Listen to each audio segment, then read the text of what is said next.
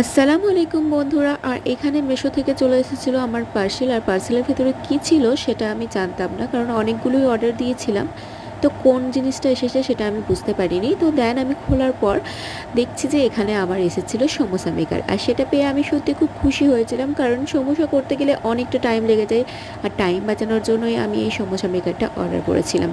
কিন্তু সমোসা মেকার করার পর যেটা আর কি আমার সঙ্গে অভিজ্ঞতা হলো, সেটা তোমাদেরকে বলে বোঝাতে পারবো না।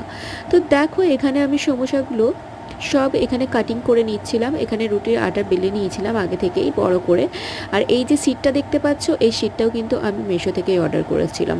তো এইখানে দেখো ঠিকঠাকভাবে কাটাও যাচ্ছিল না, এবং তারপরেও আবার যদি আমি এখানে রেখে স্টাফিং ভরছিলাম, স্টাফিং ভরে দেখি সেটাও কাজে ফ্লপ হয়ে গেছে। মানে একদমই কাজ করছিল না এই সমোসা মেকারটা। মানে দেখতেই যা সুন্দর, আর ভিডিওতে দেখতেই যে মনে হয় যে কাজ হয়, সেটা আর কি সামনে থেকে বোঝা যাচ্ছে কোনো কাজই হচ্ছে না।